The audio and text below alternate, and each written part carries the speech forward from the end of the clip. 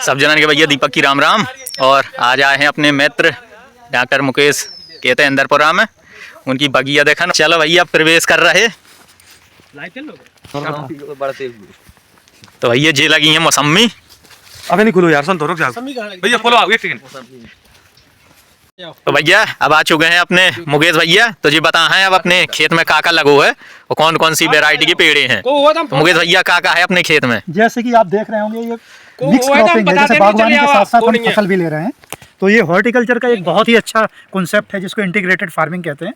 तो जिसमें सारे आयाम एक साथ काम करते हैं, चाहे पशुपालन हो, पेड़ पौधे हों, हमारी फसलें हैं, तो सारी चीज़ें एक साथ ग्रो करना है। जैसे अभी हम जिस खेत में खड़े हुए हैं, एक पर्माकल्चर करके एक कॉन्सेप्ट है जिसमें मिक्स फ्रूटिंग वाले प्लांट लगाते हैं। जैसे आप देख रहे होंगे कि यहाँ पे हमारे जामुन भी दिख रही है, आंवला भी दिख रहा है, यहाँ पे आपको देखेंगे गुआवा भी दिख रहा है, और साइड साइड में जो देख रहे होंगे कि बहुत सारा है सागौन लगा हुआ है। तो गुआवा में भी आप देखेंगे अमरूद में 9 वैरायटी हैं। जैसे कि अपने क्षेत्र में लखनऊ 49 है, काफ़ी अच्छी वैरायटी होती है। इलाहाबादी सफ़ेदा है, धवल है, सरदार है, लालिमा है। तो ये सारी वैरायटी हैं। CISH करके भारत सरकार का एक इंस्टीट्यूट है मलियाबाद लखनऊ के पास। तो जो भी ये वैरायटी है अमरूद की, आंवले की, आंवले में भी अलग अलग आचार्य नरेंद्र यूनिवर्सिटी है, उन्होंने वैरायटी NS 7, 8, 10, 11 ये सारी उनकी वैरायटी हैं, तो वो वहाँ से ली गई हैं। तो जैसे अभी देख रहे हैं कि फ्रूटिंग जो गुआवा की अभी फ्रूटिंग चल रही है, तो ये बहुत अच्छा, मतलब इसमें आप फल देखेंगे, अलग अलग तरीके के फल हैं, बहुत अच्छे फल हैं। दूसरा एक है खेत, उसमें देख रहे होंगे कि 2 हेक्टेयर के अराउंड है, उसमें हमने मौसम्बी, संतरा और किन्नू इन 3 पेड़ों को लगाया हुआ है, जिसमें 350 पौने 400 के अराउंड पेड़ हैं। बाकी कुछ है कि सागौन भी है, प्रॉपर सागौन लगाया हुआ है। तो इस हिसाब से एप्पल बेर है, और आप देखेंगे कि सीताफल वगैरह, ऐसे कुछ कुछ प्लांट हमने कोशिश की है कि ज़्यादातर जो क्षेत्रीय प्लांट हैं उन पे फोकस किया जाए, और कुछ जो हमारी जलवायु में उतने नहीं हो सकते, 1-1, 2-2 पेड़ ऐसे हैं कि उनको भी ग्रो कराया जाए। तो इस बाग को लगाने के पीछे जो एक कॉन्सेप्ट या कहिए कि विजन यही था कि मैं जिस क्षेत्र से बिलोंग करता हूँ वो पर्यावरण की पढ़ाई है। तो हमको कई बार लगता था कि हम लैब में बहुत सारे एक्सपेरिमेंट करते हैं, गवर्नमेंट के बड़े बड़े प्रोजेक्ट आते हैं, लेकिन धरातल पे उस तरीके से इम्प्लीमेंट नहीं होती हैं चीज़ें। क्योंकि ये एक मॉडल के तौर पे फार्म तैयार किया गया है कि हमारे बुंदेलखंड के जो किसान हैं, क्योंकि बड़े किसान हैं, वृहद किसान बहुत ज़्यादा हैं बुंदेलखंड में। ज़मीन के एवरेज में देखेंगे तो पूर्वांचल हो या पश्चिम हो, पूरे उत्तर प्रदेश में बुंदेलखंड के जो किसान हैं उनके पास ज़मीन ज़्यादा है। तो हम चाह रहे थे कि कहीं ना कहीं किसान है क्षेत्र के यहाँ आए, कुछ चीज़ें हम उनसे सीखें, वो हमसे सीखें, ताकि हम इन चीज़ों को इम्प्लीमेंट करें। तो इसी के लिए ये सारा काम शुरू किया गया। जो अमरूद वाला बाग अपना कितना है? अमरूद का ये 3 बीघे के अराउंड हो रहा है पूरा। तो इसमें अमरूद के अलग अलग मतलब पौधे लगे हुए हैं, जैसे कि आप देख ही रहे होंगे कि ये पूरा मिश्रित है।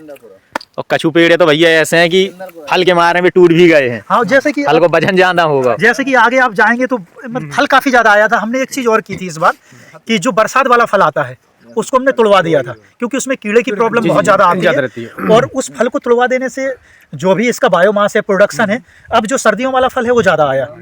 जैसे संजय भाई भी अभी हमारे साथ हैं, इस बारे में इनसे भी डिस्कस किया था। तो संजय जी अमरूद बहुत बड़ी क्वांटिटी में लगाए हुए हैं सरीला में, तो हम लोग शेयर करते रहते हैं एक दूसरे से। जी नमस्कार, तो मेरा नाम संजय राजपूत है, सरीला से मैं बेसिकली बिलोंग करता हूँ।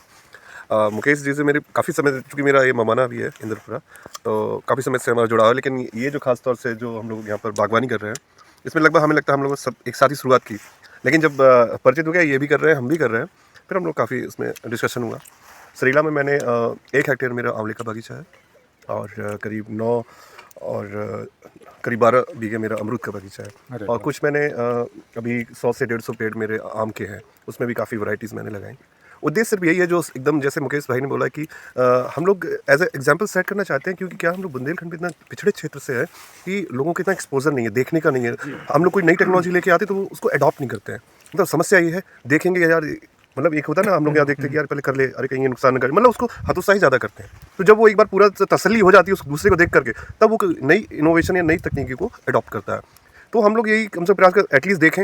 जैसे मैं कहूँ ट्रैक्टर माउंटेड स्प्रे मशीन है, वो अभी अपने क्षेत्र में बिल्कुल यूज़ नहीं कर रहे हैं। और जैसे भाई ने बताया कि हमारे यहाँ पर कैपिटल भूमि ज़्यादा है, है ना, अन्य डिस्ट्रिक्ट्स में नहीं है। हम पूर्वांचल में चले जाएंगे या वेस्टर्न यूपी में चले जाएंगे तो बहुत छोटे छोटे पर कैपिटा मतलब पर किसान भूमि बहुत कम मात्रा में है।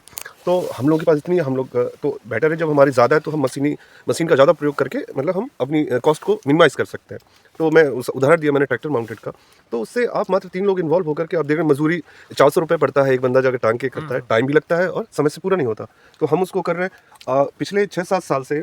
मतलब अब देखें, अब लोगों को मैंने दिया मशीन, लोगों को अरहर में खासतौर से जो ऊंची होती है तो उसमें बहुत लास्ट ईयर से इस साल इतनी डिमांड, मतलब अब चूंकि पर्सनल बिलोंगिंग्स है, लेकिन हमने ये कहा कि एटलीस्ट आप लोग इंट्रोड्यूस है, अब इसको आप लोग मंगाइए। तो उससे आपका टाइम भी बचना, कॉस्ट भी बचना है और मतलब काफ़ी इफेक्टिव। चाहे आप बागवानी करें तो बागवानी में भी वो मशीन। तो बेसिकली हम मुकेश ये सब चीज़ें कि लोग उससे फेमिलियर हों नई तकनीकी से। प्लांट्स कहाँ से, लोगों को नहीं पता कि हम क्वालिटी जो प्लांट्स हम कहाँ से लेकर आए, बहुत ज़्यादा कॉस्ट नहीं होती है। अमरूद का प्लांट तो मात्र 20 रुपये में बता रहा हूँ, और यहाँ पर लोगों को पता चलता है कि यार 50 रुपये का बेच रहे हैं, कितना बेच रहे हैं। लेकिन डेस्टिनेशन पता हो, लगातार एक्सपोजर हो। आप लोग मलिहाबाद में मतलब नर्सरी इतनी सारी है, आप कहीं से भी आसानी से, बस ये कि आप एक बार जाए, नहीं है तो इन सब लोगों से संपर्क करें। जरूरी भी। हाँ, और हम देखिए, मैं नहीं कहता हूँ कि आप बहुत बड़े से, लेकिन कम से कम स्टार्ट करिए 2-2 4-4 प्लांट से। फ्रूट आपके बच्चे हैं, भाई बहन छोटे, तो उससे फैमिली होंगे और डिफरेंट वैरायटी, वही ट्रेडिशनल नहीं वैरायटी जो हम कर रहे हैं। अभी मैं ये खा रहा था, सॉरी, ये देखो हल्का पिंक है, ये ताइवान पिंक वैरायटी है। मैंने भी 2 प्लांट लगाए हुए सेपरेट, भाई इतना गजब टेस्ट है जो हम ट्रेडिशनल इलाहाबादी खा रहे हैं उससे एक डिफरेंट मतलब बहुत अलग लगा। हाँ, तो मेरा वही कहना है कुछ अलग भी हमें हटके ट्राई करना चाहिए, मतलब खाने के ही उद्देश्य से हम लोग करें।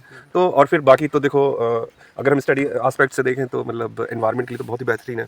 मैंने जब ड्यूरिंग प्रिपरेशन में देखा था, जैसे आपने ये लगाया सागौन में मतलब कार्बन कैप्चर की सबसे ज़्यादा होती है। लकड़ी की वैल्यू तो देखिए, मैं कहता हूँ वो तो सबको ही पता, जो नहीं पता मतलब एनवायरनमेंट के लिए सबसे और बेटर है। तो ये सब चीज़ें हैं कि थोड़ा सा बैठना चाहिए सब लोगों को, थोड़ा सा मतलब काफ़ी इससे नॉलेज हो और थोड़ा थोड़ा सब लोग इंप्लीमेंट करें। नहीं प्लांट्स मिल रहे तो संपर्क करें सब लोगों से, सब हो जाए। और एक चीज़ और देखा, जैसे बुंदेलखंड के किसान हो ज़्यादातर अपने पूर्वजों का देखकर ही वही पर डिपेंड रहते हैं। जैसे कि पूर्वजों से देखा, उन्होंने चना लिया, अरहर लिए, पुरानी तकनीकी आज भी नहीं छोड़ रहे हैं। जैसे भाई साहब ने बताया और भाई साहब ने भी बताया, तो इस चीज़ में हमें आना चाहिए और आके हमें क्या कोई नई तकनीकी है तो अपने बच्चों से लेके का और पर्यावरण से लेके और खेती भी हो रही है उसके साथ साथ। हम लोग यहाँ बुंदेलखंड में बेसिकली इतने बैकवर्ड हैं और मतलब हम कह लें कि लोकेशनल डिसएडवांटेज तो हमारे साथ जुड़ा है, उससे हमारी सोच भी वैसी हो गई है। तो हमें मतलब बहुत ही मतलब हम कुछ भी एक्टिविटी कर रहे हैं उसका इम्पैक्ट हमारे बच्चों पर भी पड़ता है। तो हमारी तो यही होना चाहिए कि हम कुछ भी क्रिएटिव करें तो उनकी लर्निंग्स भी उनकी बढ़नी है, हमारा एनवायरनमेंट, हमारी इनकम और एक आपको कह लीजिए कि एक संक्षेप में कि एक एस्थेटिक वैल्यू आपको मिलती है।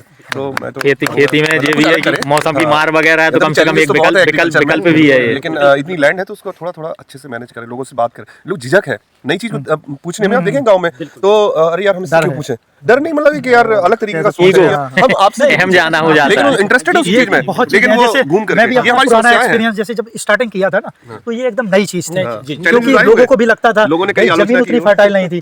जैसे आप देख रहे होंगे ये है थोड़ा पड़ुआ टाइप की है, ऊपर देखेंगे रांकर है, इस साइड भी देखेंगे तो ज्यादातर जो जमीन थी बहुत फर्टाइल नहीं थी। लेकिन लगातार ये कोशिश की। अब जैसे सबसे बड़ी जो प्रॉब्लम हो रही है गांव में, हम देख रहे हैं किसान तो हैं लेकिन उनके पास जानवर नहीं है। अभी आप खाद की देख रहे हैं, बहुत बड़ी किल्लत है।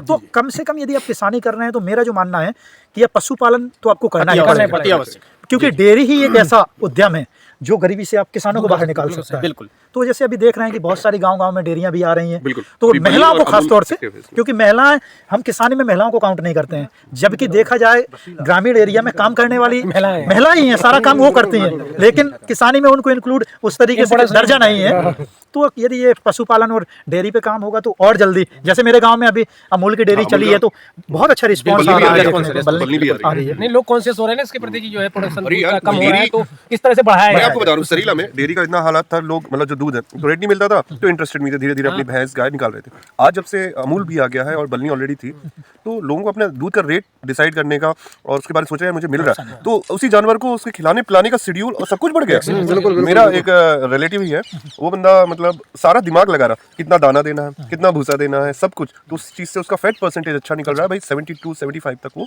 लिखे गया पर लीटर। तो ये मतलब ये टेक्निकल आपको करना ही पड़ेगा, क्योंकि हम लोग बस एक गांव में चलो भूसा खिला दो, भूसा खिला दो, भूसे से दूध नहीं बढ़ता, अनाज कितना परसेंटेज में आपको देना है, बस मतलब सीखने की जरूरत है। और अब तो यूट्यूब इतने चैनल्स आ गए, इतना कुछ है, आप सीख सकते हैं। जो फर्टाइल की बात करें तो इसमें जैसे प्लांटेशन हो गया तो इसका जितना भी मतलब वेस्ट निकलेगा वो ह्यूमस जो है ह्यूमस बढ़ेगा, अपने आप जो है फर्टाइल हो जाएगी जमीन। जैसे कि अभी आपको मैंने बताया जब प्लांटेशन किया था तो सारे खेतों की हमने सॉइल कलेक्ट की थी, क्योंकि मेरी फील्ड वही है। तो हमने इनका सॉइल की फिजिकल, केमिकल, बायोलॉजिकल सारी प्रॉपर्टी, कितना इसमें कार्बन है, नाइट्रोजन है, फास्फोरस है, सॉइल माइक्रोबियल कार्बन है, नाइट्रोजन, सारी चीज़ों का हमने एस्टिमेट किया था। और अब वही कोशिश है कि बहुत जल्दी हम 6 साल 7 साल में क्या परिवर्तन आया है सॉइल में, क्योंकि अभी देख रहे हैं कार्बन 1% भी नहीं है, 0.5%, 0.6%। तो इसको तो हम कहा जाए तो बिना कार्बन के सॉइल मृदा, मतलब जो देखा जाए मरी हुई सॉइल है, बिल्कुल डेड सॉइल तो कम से कम हमारी एग्रीकल्चर की जो सॉइल है उसका 1% कार्बन तो होना ही चाहिए। बिल्कुल बिल्कुल। तो इसका हमने अपना सॉइल हेल्थ कार्ड भी बनाया अलग अलग खेत का, कि उसमें किस तरीके से, जैसे कि गवर्नमेंट का बड़ा ड्रॉबैक है कि गवर्नमेंट ने सैकड़ों करोड़ रुपए सॉइल हेल्थ कार्ड बनाने में खर्च किया, जबकि रियलिटी क्या है कि हमारे खेत से मिट्टी ही नहीं कलेक्ट की गई और हमारे हर खेत का हेल्थ कार्ड बन गया। तो ये सारी चीजें हैं, अब मतलब एक्चुअल जो ग्राउंड पे है वो काम नहीं होता है। तो इन सब चीज़ों को ध्यान देना पड़ेगा। जब तक हम, जैसे हमारे पेड़ लगाए पत्ते गिर रहे हैं, गोबर की खाद है, इन सब चीज़ों को मिक्स करेंगे और जो हमारा बर्मी कंपोस्ट है वो रेडी होगा, सिवांश खाद है, इन सब चीज़ों को हम घर पे रेडी कर सकते हैं। और जो भी अभी समस्या है खाद की, सच बताएं तो हमारा जो खाद का कंजम्पशन है बाकी किसानों से काफ़ी कम है। अभी हमारे घर पे जाएंगे तो आप देखेंगे कम से कम 10 ट्राली हमारे पास अभी गोबर की खाद है पड़ी है, कि 4-5 हमारे पास भैंस हैं, 6-7 कम से कम बकरियां हैं। तो इसलिए रखी गई हैं कि कम से कम खाद तो प्रॉपर बने। और ग्रामीण एरिया से बिलोंग करते हैं हम सब लोग, फर्स्ट जनरेशन लर्नर हैं, खासतौर से ज्यादातर किसान परिवार से हैं। तो हम लोग यदि इन चीज़ों को आगे बढ़ाएंगे, अब जैसे जितने लोग आज हैं फार्म पे, ये सारे लोग, कोई टीचर है, सबकी अलग अलग फील्ड है। तो हम लोग कम से कम अपने खेतों में छोटे छोटे तरीके से यदि इन चीज़ों को इम्प्लीमेंट करें, बिल्कुल छोटे एरिया से शुरुआत करनी चाहिए, छोटी छोटी चीजें करें, हर साल कुछ नया, कुछ एडिशन करते जाइए, कुछ सीखने को मिलेगा, कुछ अच्छा जरूर लगेगा। ये तो मेरा है। तो जानकारी कैसी लगी भैया कमेंट करके ज़रूर बताइए, और ज़्यादा से ज़्यादा ये वीडियो को लाइक करो, कमेंट करो, शेयर करो, ताकि जो जानकारी और भी किसानन तक पहुंच सके। और जौन भी शुरुआत कर वो चाह रहे हैं तो भी एक बार ज़रूर इतने आएँ, मुकेश भैया की बगिया और बागवानी और खेती देखें जाएँ, बहुत कुछ सीखें के भी मिले। तो मिले फिर भैया अगले वीडियो में, तब तक के लाने जय राम जी की।